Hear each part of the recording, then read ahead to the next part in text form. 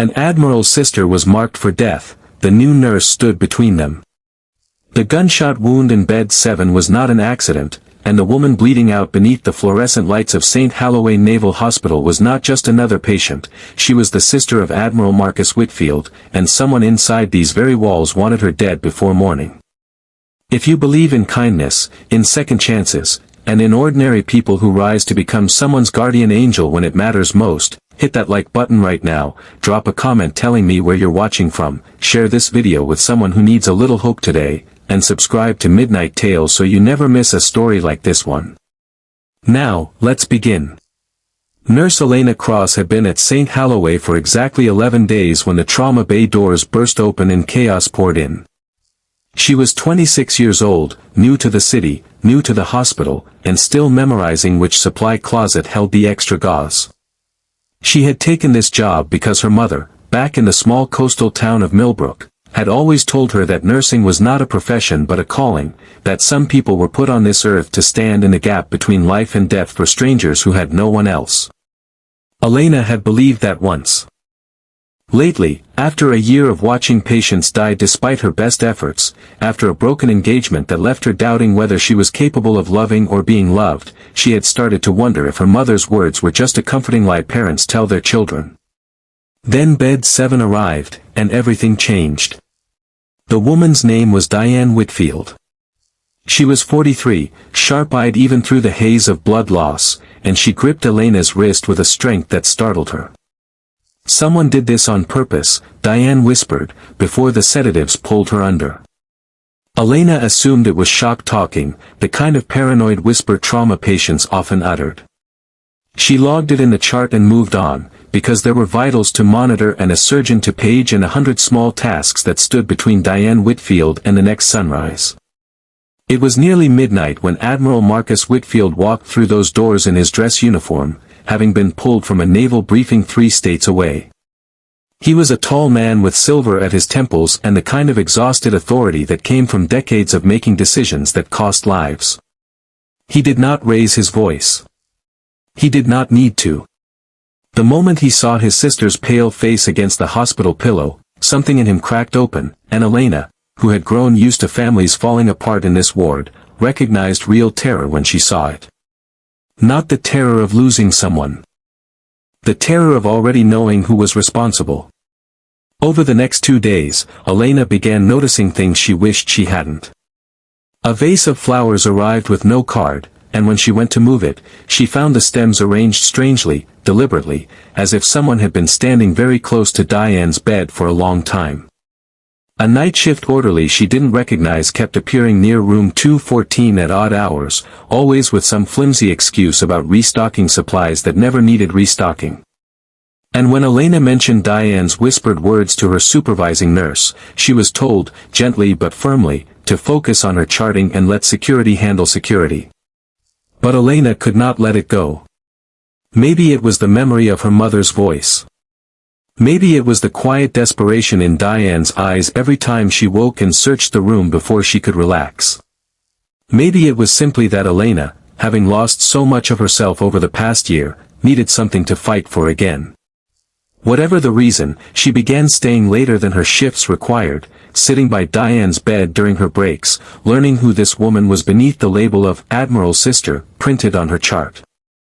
Diane, it turned out, was not merely a name attached to a powerful man. She had spent 15 years running a non-profit that resettled military families who had nowhere else to go, families the system had quietly forgotten. She talked about them with a warmth that made Elena's chest ache, the widow with 3 children she'd found housing for, the young veteran she'd helped through his darkest year. Diane was, in every way that mattered, the kind of person the world needed more of. And someone wanted her gone. On the 3rd night, Elena caught the orderly again, this time with his hand on the 4-line feeding into Diane's arm, adjusting something that had no business being adjusted. Her heart slammed against her ribs. Every instinct told her to scream for security, but a colder, sharper instinct, the one her training had built without her realizing it, told her to stay calm, to ask a simple question about protocol, to buy herself 30 seconds. Those 30 seconds were enough. Security arrived. The man ran. He didn't get far. What Elena uncovered in the hours that followed shattered something in the Admiral that no battlefield ever had. The man was not a stranger at all, but someone Diane's own non-profit had once tried to help, a contractor who had been quietly embezzling funds meant for grieving families, funds Diane had begun to suspect and was 3 days from exposing. Her death would have buried the truth along with her. It was never random. It was never simple. It was a woman trying to do good in a broken system, punished for getting too close to the rot beneath it. Admiral Whitfield stood in the hallway that night, a man used to commanding thousands, utterly undone by the sight of a 26-year-old nurse who had refused to look away when everyone else told her to mind her charting. He did not know how to thank her. There are no medals for the kind of courage Elena showed, the quiet, unglamorous courage of simply staying, simply noticing, simply caring when it would have been so much easier not to. Diane Whitfield recovered. It took weeks, and there were setbacks, and nights when the machines beeped in ways that stole the air from Elena's lungs. But she recovered, and the first thing she did on the day she was finally discharged was ask Elena to walk with her to the hospital garden, the one with the crooked bench beneath the magnolia tree. She told Elena that in 43 years of building a life around helping others, she had rarely been on the receiving end of that kind of devotion from a stranger, and that she would never forget it. She asked Elena, quietly, if she had ever considered that some people are simply born to stand in the gap, and Elena, for the first time in over a year, let herself believe her mother had been right all along. If this story moved something in you, if it reminded you that one person choosing to care can change everything, please take a moment to like this video and share it with someone who might need that reminder today.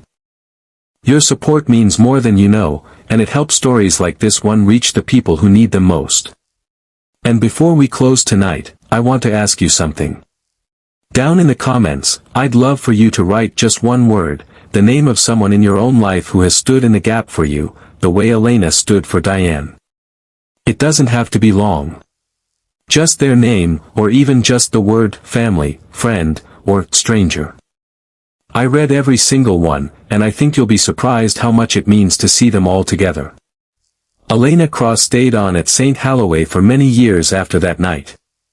She became the nurse other staff members sent their most frightened, most hopeless patients to, because word had spread of what she'd done, and more than that, of who she was.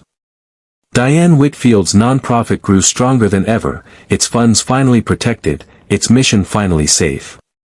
And every year, on the anniversary of that terrible night in bed 7, a bouquet of flowers arrived at the hospital with a small card that read simply, "To the nurse who stood between us and the dark, thank you for never looking away." Subscribe to Midnight Tales for more stories of courage, kindness, and the quiet heroes who change everything. We'll see you in the next one.